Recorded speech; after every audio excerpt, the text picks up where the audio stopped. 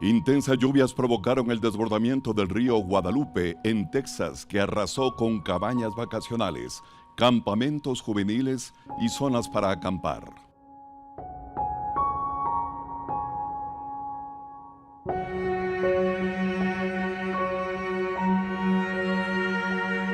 Es una tragedia con más de un centenar de muertos y desaparecidos, especialmente niños, en medio de cuestionamientos al Servicio Meteorológico Nacional, que subestimó las precipitaciones.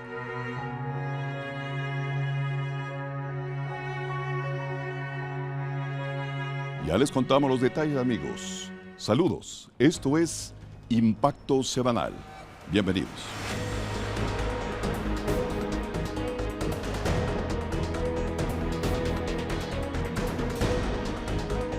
Activado el proceso de extradición de alias Fito, detallamos los pasos que deben cumplirse para ser trasladado hacia los Estados Unidos. El líder de la organización delictiva Los Choneros, y quien fue uno de los hombres más buscados en el Ecuador, aceptó voluntariamente ser extraditado hacia los Estados Unidos, en donde enfrentará 7 cargos ante la Corte Este de Brooklyn. Entre ellos están conspiración para distribuir cocaína a nivel internacional, tráfico de armas provenientes de Estados Unidos y uso de armas en el narcotráfico.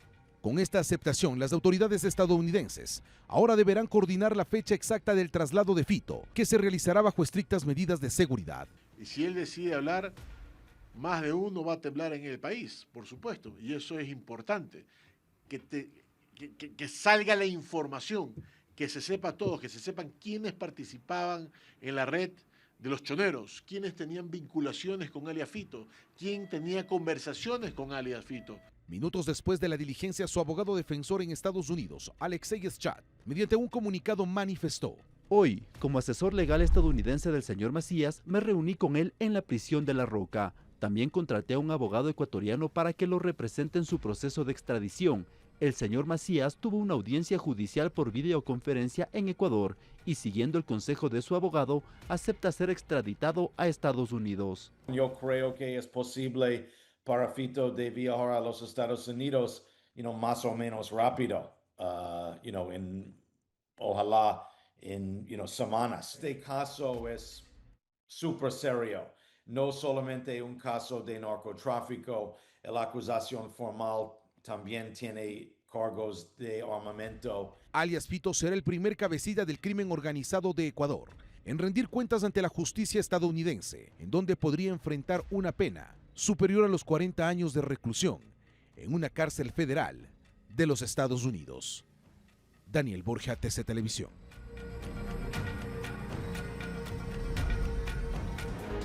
La Fiscalía General del Estado analizaría la información proporcionada por Daniel Salcedo en diferentes casos de corrupción.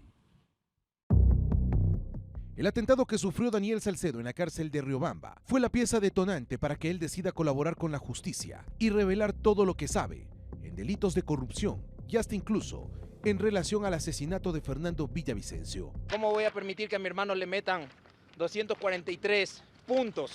Perdón, téngame un ratito aquí.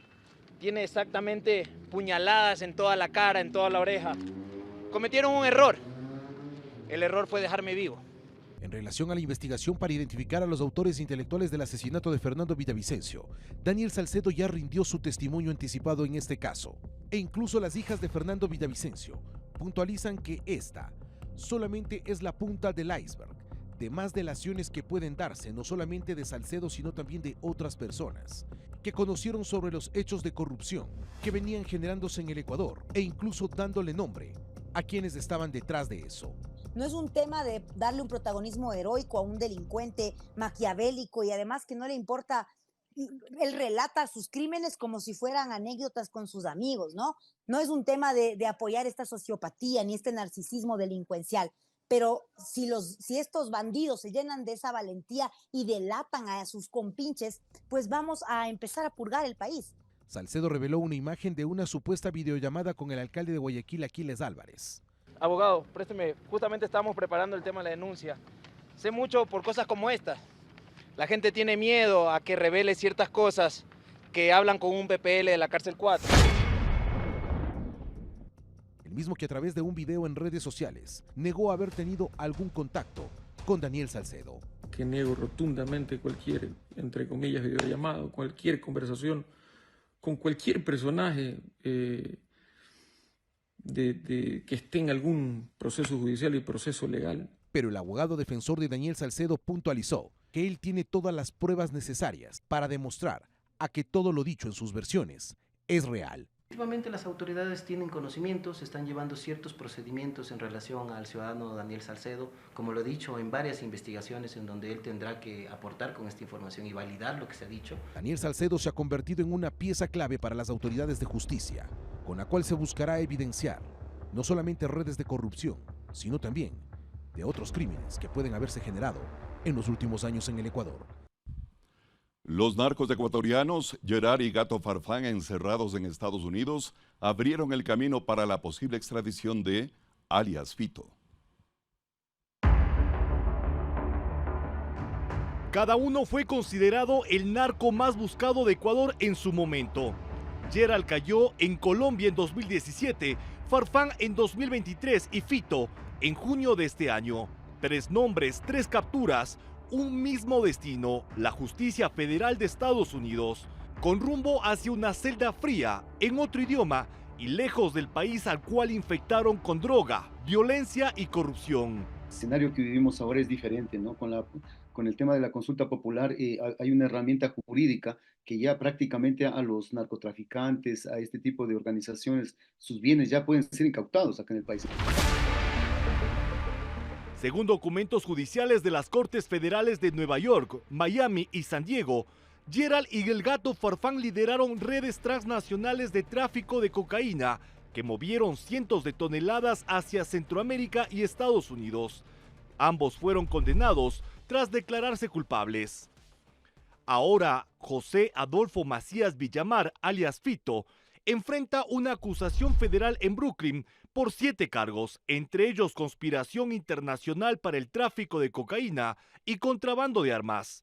En los expedientes del caso Gerald consta que José Adolfo Macías Villamar, alias Fito, fue identificado como parte de su estructura logística y financiera en Ecuador.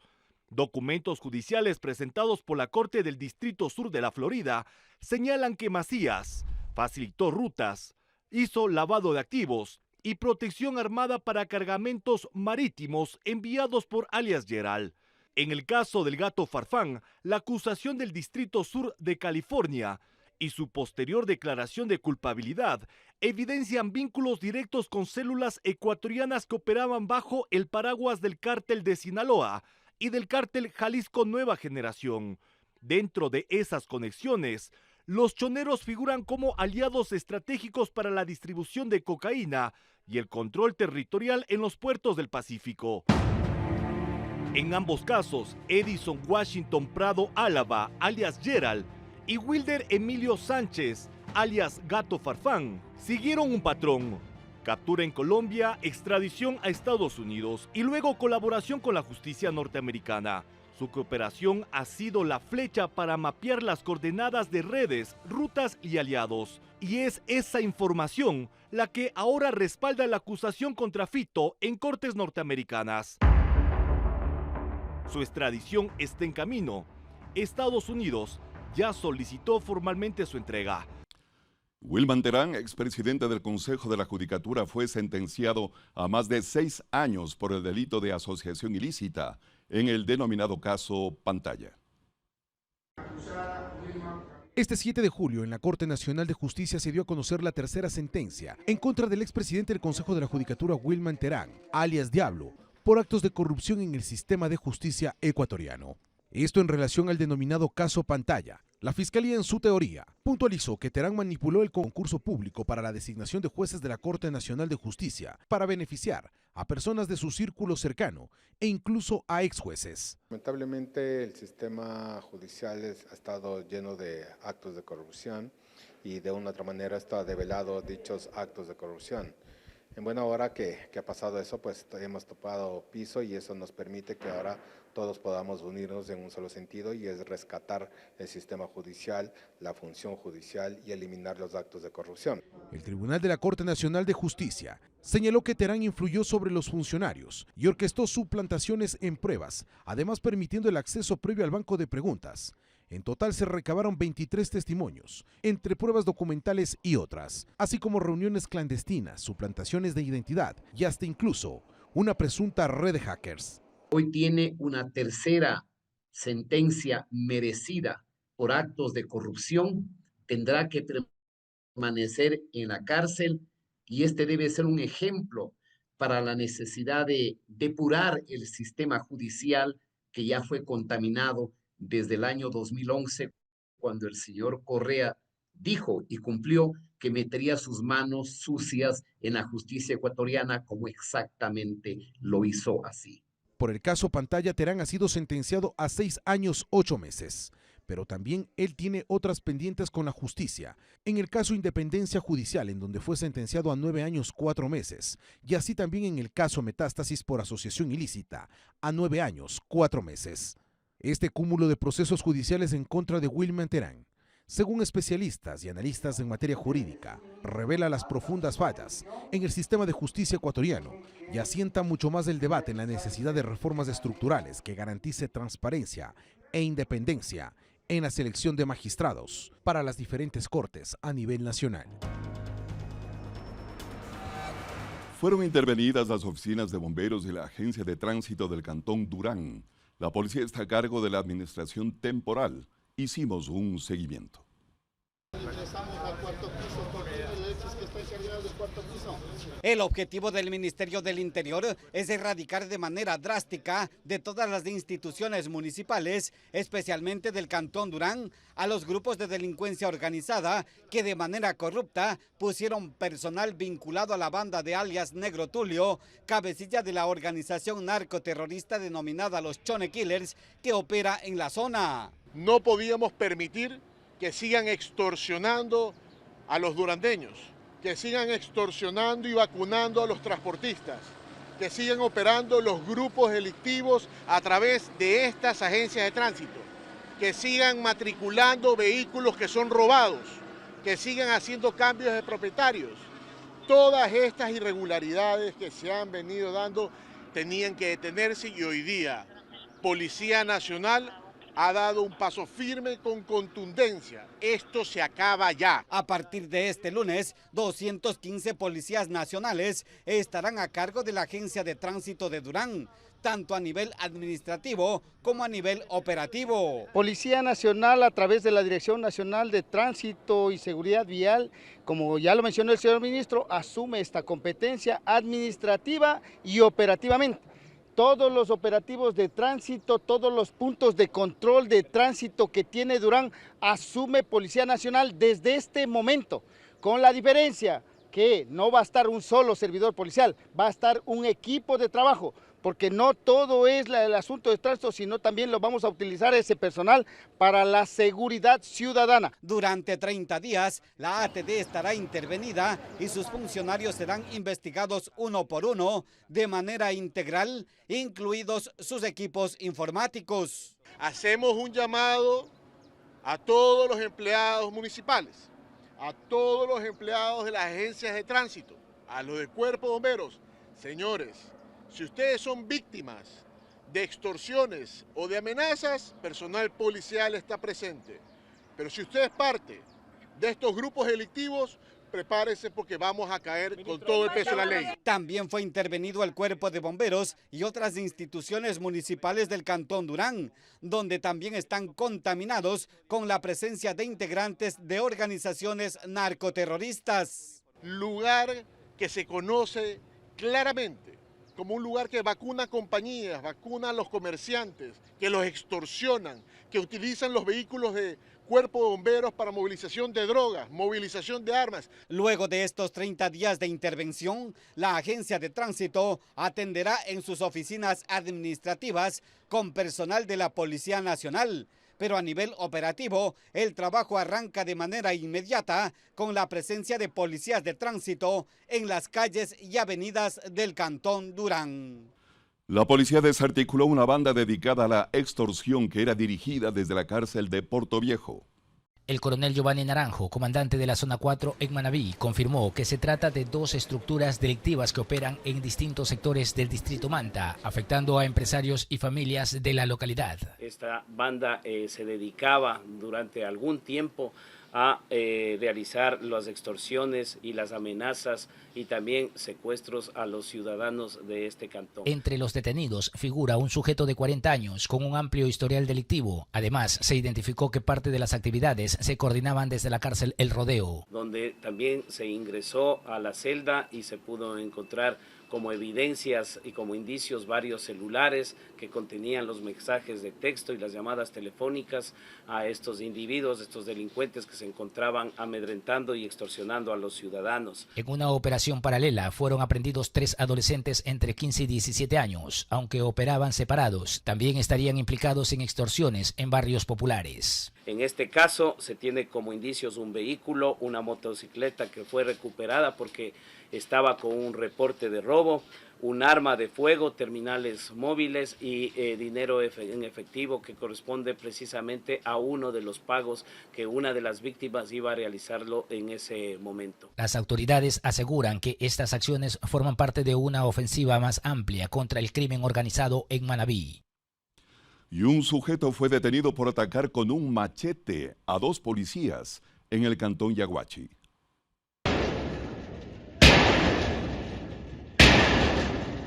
Durante la operación Apolo 1.0 se ejecutaron al menos 35 allanamientos, en uno de los cuales un sujeto atacó con un machete a 2 policías, quienes resultaron heridos, entre ellos el jefe de la Zona 5. Los uniformados fueron llevados al hospital de la institución en condición estable.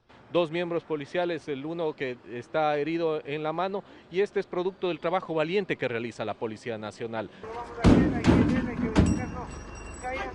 Los efectivos del bloque de seguridad sometieron al sujeto haciendo el uso progresivo de la fuerza, el mismo que también fue hospitalizado con custodia policial, puesto que sería el responsable de una tentativa de asesinato contra 2 oficiales. Se hizo uso legítimo del arma de fuego, también se encuentra herido, pero esta es una demostración más de lo valiente que el accionar policial y decididos en su accionar. Más de 350 uniformados, entre policías y militares, participaron en esta redada desarrollada en el sector conocido como Kilómetro 26, Parroquia Virgen de Fátima del Cantón Yaguachi, donde cayeron 4 personas más, entre ellas un extranjero y una mujer. Otro sospechoso fue apresado con un cargamento de droga. 17 motocicletas aprehendidas, tenemos 2 armas de fuego, tenemos droga, tenemos dinero incautado, tenemos combustible.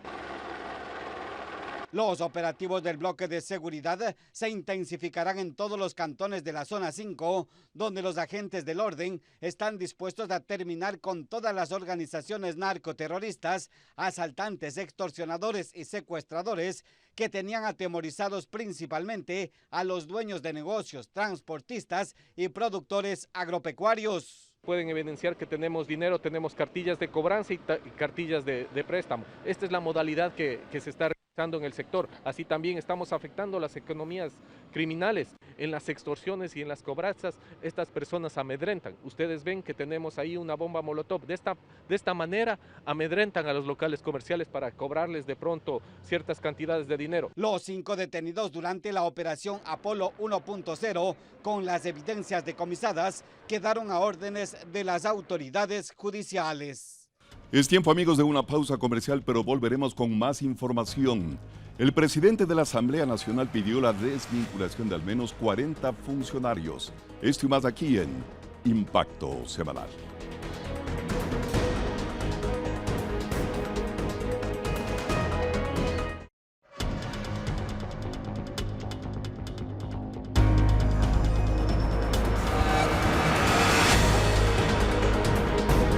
El presidente de la República, Daniel Noboa, destacó en la ceremonia de relevo policial la captura de 91 terroristas y el decomiso de casi 100 toneladas de droga en lo que va del presente año. Con la mirada firme y la mano en el corazón, Pablo Dávila asumió el mando como nuevo comandante general de la Policía Nacional. El presidente Daniel Noboa encabezó el acto solemne en la Escuela Superior de Policía, acompañado por autoridades de las 3 funciones del Estado. Aprovechó para dar cifras de los resultados obtenidos. Del 1 de enero al 6 de julio del 2025 hemos capturado a peligrosos miembros de grupos terroristas, entre los que están 80 objetivos de valor intermedio y 11 de alto valor. Pero nuestra acción no se detiene ahí. En este mismo periodo hemos decomisado casi 100 toneladas de droga, afectando las economías criminales en más de 2.9 mil millones de dólares. La ceremonia marcó una nueva etapa en la vida institucional. El general Víctor Hugo Zárate entregó el mando tras 37 años de carrera. Hubo un cambio de insignias, honores policiales y un mensaje de compromiso renovado para enfrentar a las mafias que amenazan la seguridad nacional. Quiero por última vez expresar la frase que me acompañó durante mi gestión en todos los rincones de mi patria. Policía, Ecuador, nuestra misión sigue intacta. Hasta siempre, compañeros. En este campo de formación, en la Escuela Superior de Policía, con tribunas llenas, con autoridades, con cadetes, con familiares, se concretó el cambio de mando. El general Pablo Dávila asume como comandante general de policía. En esta nueva etapa lo haremos con fuerza de nuestras convicciones, con el compromiso irrenunciable con el país y con la certeza de que vamos a servir y proteger con firmeza. Fue el presidente Daniel Noboa quien cerró el acto con un mensaje de apoyo total al nuevo mando policial y 0 concesiones frente al terrorismo. Y jamás cederemos ante el mal, jamás cederemos ante el chantaje y ante las personas que quieren afectar directa o indirectamente a la tranquilidad de las familias ecuatorianas. La cúpula policial estará integrada por Pablo Dávila, comandante general, Fausto Íñiguez como subcomandante, Víctor Herrera en la Inspectoría General, Wilman Villarruel al frente de las investigaciones y Henry Tapia ahora es el nuevo director de Seguridad Ciudadana. Con optimismo, damos la bienvenida al general Pablo Vinicio Dávila como nuevo comandante general de la Policía Nacional, cuyo liderazgo renueva la esperanza de alcanzar la victoria en esta lucha que libramos día a día por un nuevo Ecuador. Paso firme y mirada al frente. Arranca una nueva etapa con la promesa de mantenerse firme en el combate al crimen organizado. El envío de remesas aumentó en el primer trimestre del año. La mayor cantidad provino de migrantes de los Estados Unidos. Según un informe del Banco Central, entre enero y marzo de 2025, a Ecuador ingresaron $1.724.300 en remesas. Eso es casi un 24% más que en el mismo periodo de 2024, cuando entraron $1.393.700. La mayor cantidad proviene de Estados Unidos, puntualmente $1.302.900, es decir, más del 74% de todas las remesas. Y eso resalta el banco, pese a la incertidumbre que ha generado la política migratoria de Donald Trump, que incluye deportaciones y un impuesto del 1% a las remesas que empezará a cobrarse en 2026. ¿Qué ocurre con las remesas provenientes de Estados Unidos exclusivamente, que aumentaron en más del 30%? ¿Por qué? Porque en Estados Unidos se están queriendo tomar decisiones de política pública contrarias al libre flujo de capitales de esas remesas que vienen de los países extranjeros al Ecuador, y es normal que las personas, los migrantes ecuatorianos en este caso, estén reaccionando ante la perspectiva de esa mayor dificultad de poder enviarle dinero a sus familias en el futuro. El director de investigación del Instituto Ecuatoriano de Economía Política, Gerardo Verdecio, hace hincapié en el prejuicio económico que representa para los migrantes y para el país ese impuesto, y hace un cálculo. En torno a los 48-50 millones de dólares de remesas ecuatorianas que entrarían al país se perderían en impuestos en el Estado estadounidense. A Estados Unidos le sigue España.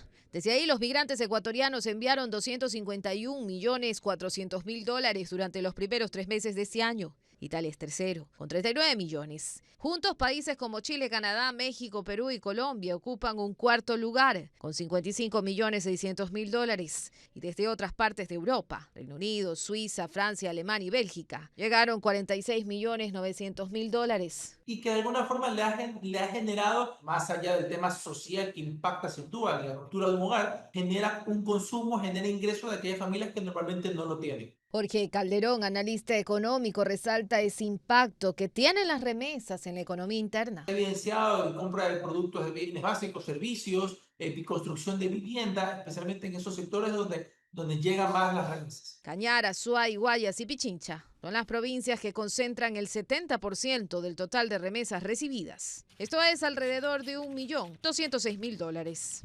El presidente de la Asamblea Nacional, Nils Olsen, pidió la desvinculación de al menos 40 funcionarios dentro del legislativo.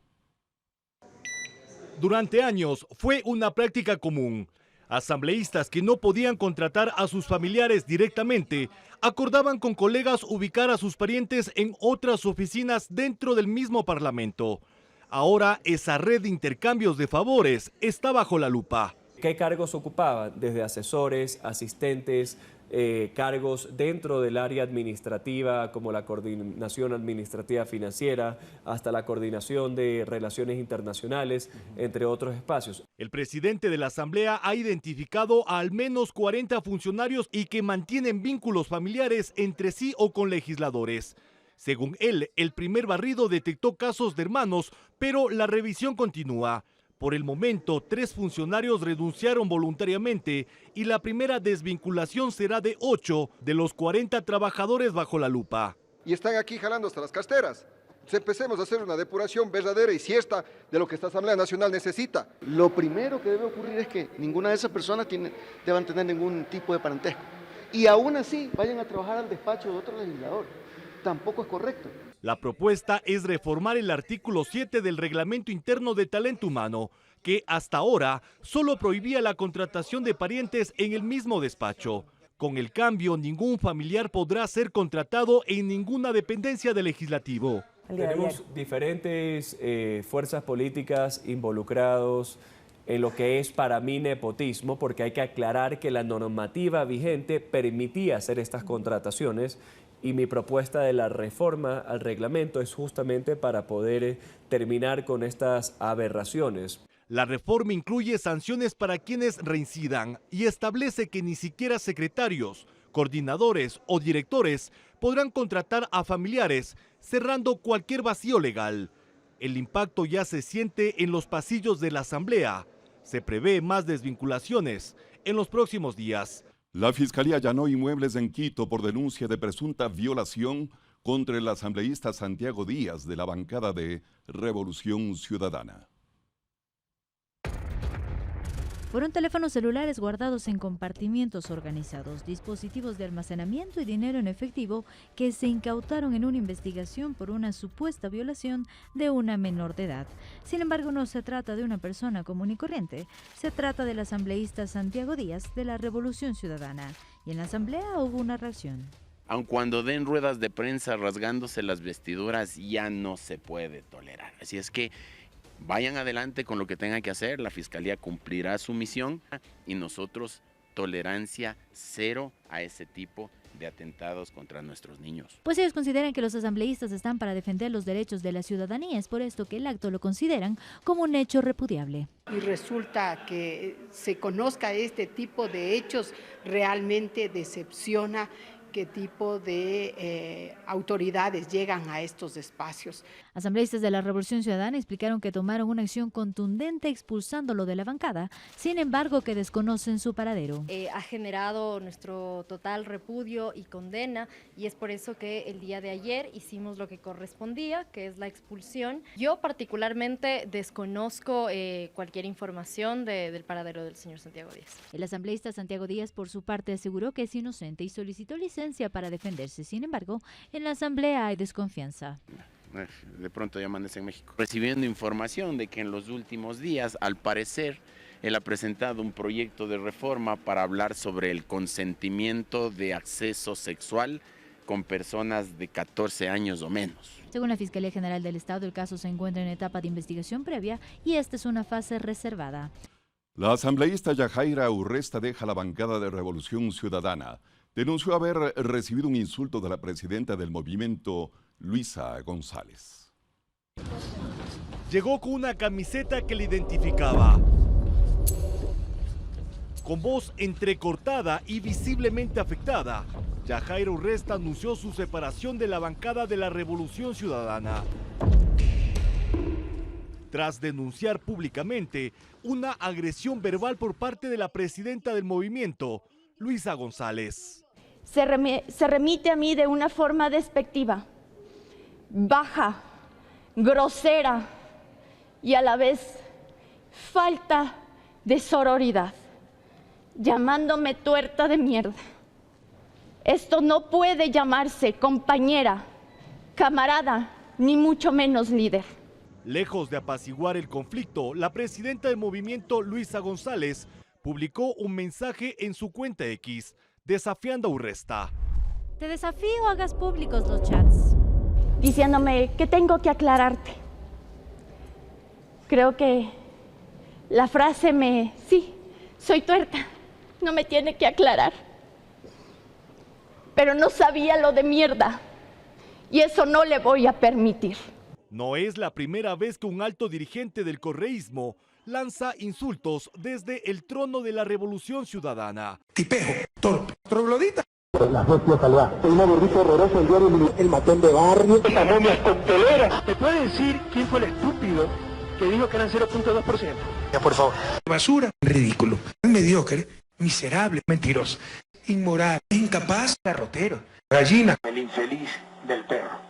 Yo no me voy a poner a pelear con cualquier perro, compañero.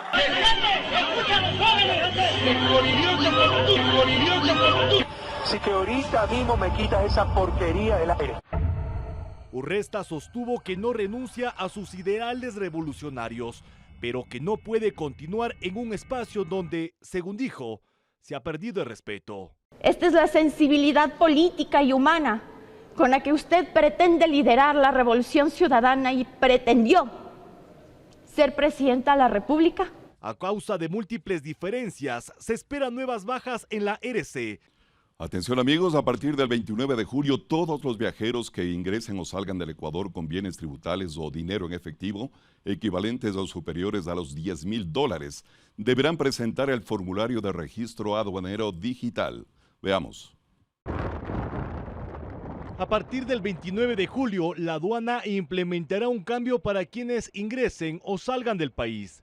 El formulario de registro aduanero deberá completarse en línea en la página web oficial del Servicio Nacional de Aduanas del Ecuador antes del viaje. Las personas declaran cuando llevan más de $10,000 o ingresan más de $10,000 que existe este monto, de tal manera que se puede generar un avance, un informe, un rastreo de estas transacciones. El formulario está listo en el portal aduanas.gov.es.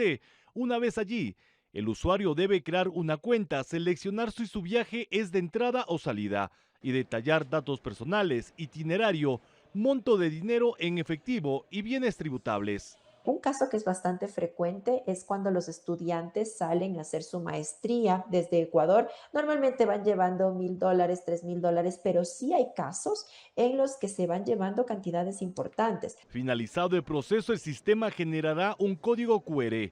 Ese código debe presentarse en los controles aduaneros al arribar o salir del país, ya sea en aeropuertos, puertos o pasos terrestres habilitados. El documento debe completarse hasta 3 días antes de la salida o llegada al país.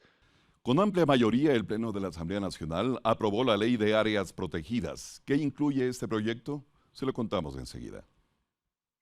El presidente de la Asamblea Nacional, Niels Olsen, resaltó la importancia de esta aprobación. Afirmó que el país necesita leyes modernas que equilibren la protección ambiental con el desarrollo local.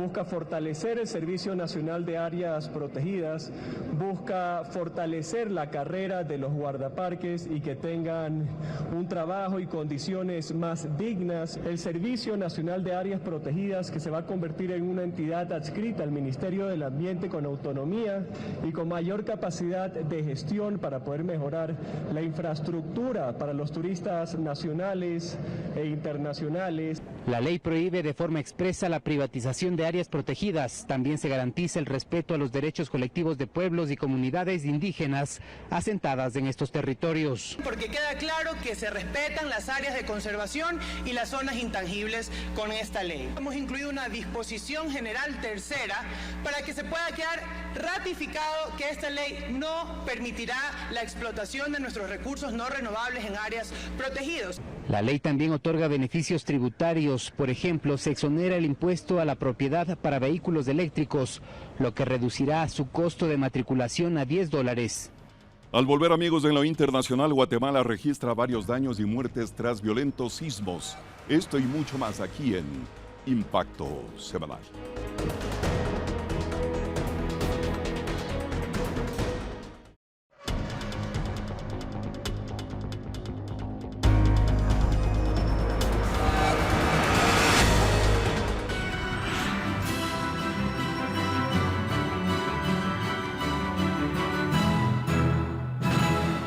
Sismos y decenas de réplicas en Guatemala dejan varios muertos. Esto y mucho más en el siguiente resumen internacional. Un terremoto de magnitud 5.6 sacudió Guatemala este martes, provocando derrumbes en viviendas en diversas zonas del país y lamentablemente cobrando la vida de 2 personas. Las víctimas fallecieron cuando la caída de rocas aplastó su vehículo, un trágico incidente que eleva la gravedad del desastre. Las autoridades se encuentran actualmente en un proceso de evaluación de daños para determinar el alcance total del impacto y asistir a las comunidades afectadas. Este evento principal ha sido seguido por una intensa actividad sísmica. Se registran decenas de terremotos y réplicas en el sur y el centro del país, 2 de ellos de mayor intensidad. La Fuerza Naval del Ejército de Guatemala llevó a cabo una importante operación en aguas del Pacífico, interceptando un semisumergible que transportaba 2.200 kilogramos de cocaína. La acción, que resultó en la captura de 3 tripulantes, fue confirmada este miércoles por el Ejército y la Fiscalía guatemalteca. La vocera del Ejército, Anne-Marie Argueta, detalló que la embarcación fue interceptada el martes y posteriormente trasladada a la Base Naval del Pacífico, ubicada en el puerto de San José, al sur del país. Los detenidos son 2 ciudadanos colombianos y un ecuatoriano. Durante la inspección se contabilizaron 110 sacos, cada uno conteniendo 20 paquetes de 1 kilogramo.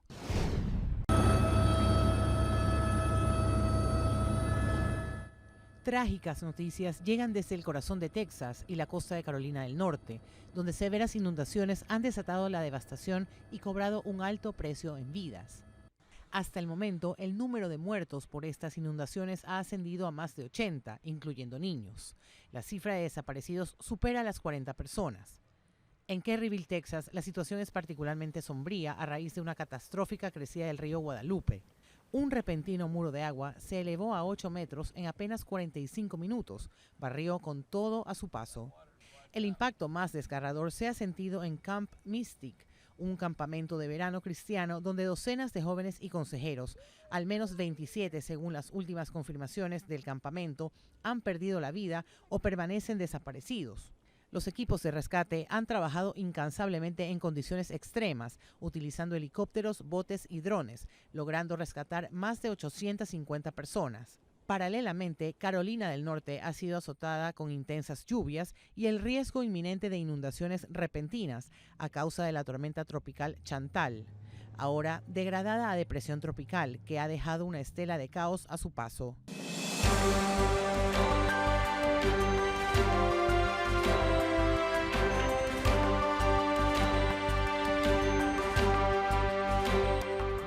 El desbordamiento repentino del río Guadalupe en Texas provocó una verdadera tragedia con un saldo de 120 muertos, muchos de ellos niños, y alrededor de 170 desaparecidos, según han confirmado las autoridades.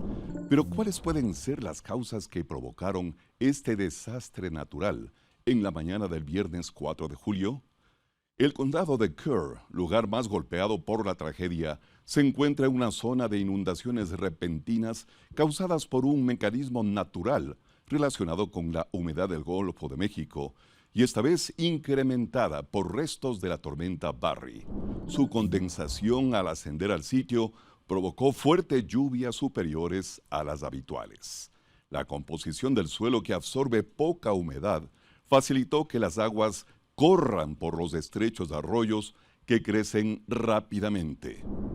Entre las 2:30 y 5:10 de la madrugada de ese día, el nivel del río Guadalupe había alcanzado los 11 metros, con un caudal superior a las cataratas del Niágara.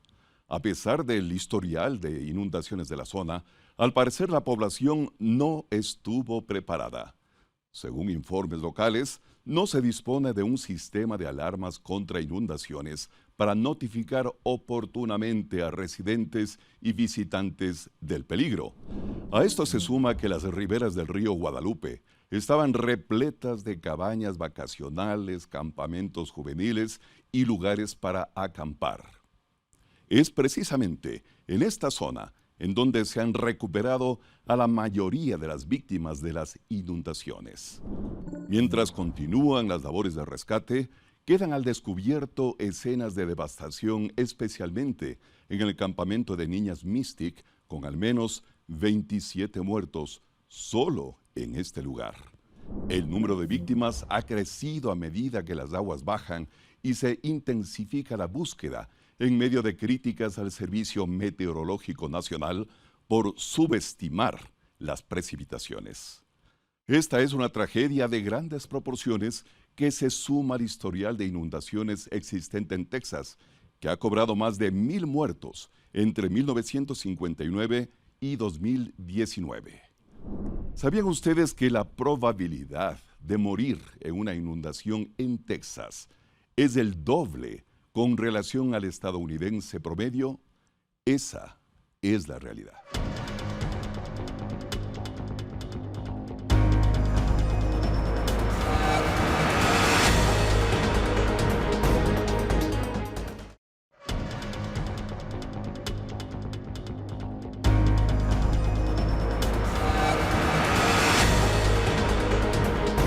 El gobierno avanza en el acuerdo con una empresa china por Coca-Cola Sinclair. Veamos. La ministra de Energía, Inés Manzano, anunció que se firmó un acuerdo de conciliación con Power China. Esto para dejar atrás el arbitraje internacional solicitado por Ecuador a Sinohydro, una de las principales filiales que fue la encargada de la construcción de Coca-Cola Sinclair. 400 millones son los que vamos a recibir.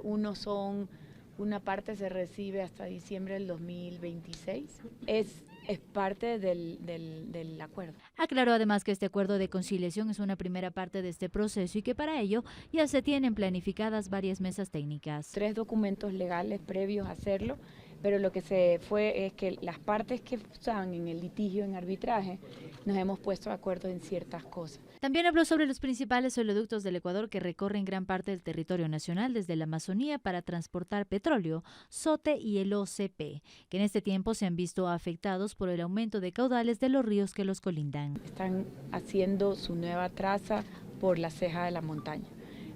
Lo que tenemos es un río Quijos, que obviamente ustedes han visto cómo ha sido el temporal, y con ese temporal ha habido mayor caudal. Durante los meses de mayor lluvia, que son junio y julio, existen eventos esporádicos y muy puntuales en los cuales los ríos y los afluentes se llegan a incrementar en sus caudales hasta 10 veces el caudal nominal. Aclarando que la antelación permitió que no exista ningún tipo de derrame. Vimos los riesgos con antelación y pudimos cerrar el OCP con antelación. Y en este momento, cuando pasó que se fue la carretera, tampoco hubo derrame de crudo. La ministra recalcó que el monitoreo permanente y los acuerdos bilaterales forman parte de una nueva estrategia energética orientada a proteger la infraestructura del país y garantizar la seguridad operativa a largo plazo. En Ecuador, miles de personas son hospitalizadas cada año. ¿Cuáles son las principales causas? Lo detallamos en la siguiente nota. Cálculos, neumonía y apendicitis son las principales causas por las que los ecuatorianos terminan en un hospital. Los datos los reveló el INEC y corresponden a la recopilación de información del Registro Estadístico de Camas y Egresos Hospitalarios del 2024. Hacemos un proceso de levantamiento de información mediante un formulario digital en el cual tienen ciertos campos y entre esos se detallan los diagnósticos. Los cálculos en la vesícula encabezan la lista con 51.781 casos registrados. Muchos pacientes llegan con fuertes dolores abdominales sin saber que se trata de un problema en el sistema digestivo, provocado por un exceso de colesterol en la bilis. Masitas de grasa que después se calcifican y terminan siendo cálculos biliares. Por lo tanto, sí tiene que ver no solo el consumo de azúcar, sino también el excesivo consumo de almidones y el poco consumo de fibra sobre todo de vegetales, ¿no? La segunda causa es la neumonía con 26.379 casos. Según el especialista, durante 5 años no ha tenido variaciones desde el COVID. Entonces, después de la pandemia comenzaron a aparecer muchos casos que dan neumonía, entre ellos COVID, que sigue habiendo neumonías por COVID, influenza A, influenza B. Por otro lado está la apendicitis, que sumó 26.096 casos en el 2024. Esta es una enfermedad gastrointestinal que se mantiene como una causa constante de hospitalización a lo largo de los años. Mucho más frecuente en los lugares donde hay menos agua potable, donde hay alimentos contaminados. Los datos provienen de 626 establecimientos de salud públicos y privados.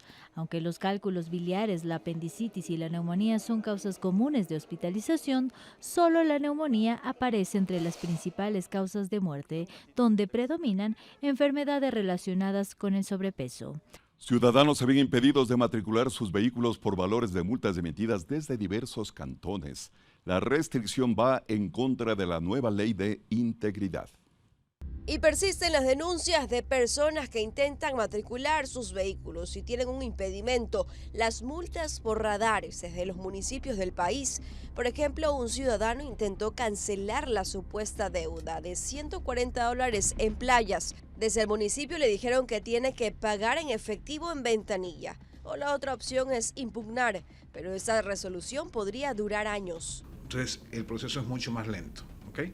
Usted puede impugnar la multa, es decir, según la resolución tal cual que dijo la Agencia Nacional de Tránsito, quien regula el tránsito a nivel nacional, me dice que no puede cobrar las multas, están violando mis derechos y el juez ordena que usted se le liberen eso de ahí. ¿Cuánto se puede demorar eso? Bueno, eso 3 meses. Puede ser 6 meses, puede ser 1 año, pueden ser 3 años. Cabe indicar que con la última ley de integridad se anunció que los municipios no podrán emitir multas por exceso de velocidad captado con radares hasta finales de 2025. Para el exasambleísta Galo Lara, la ANT es la entidad que debe regularizar este tema. Debe suspender del sistema de la ANT el cobro de estas multas. Debe de desaparecer en el sistema estas deudas. Deben de desaparecer por una sencilla razón. Fue el propio ministro de Obras Públicas, el secretario de Integridad del país, quienes anunciaron que estos contratos de estos radares eran ilegales y extorsivos. Así también para el exdirector ejecutivo de la CTE, aquí existe un gran problema, desde que los municipios recibieron esta competencia. Por esta razón, tantas inconsistencias de data en el sistema. Igualito pasó con el tema de la matriculación.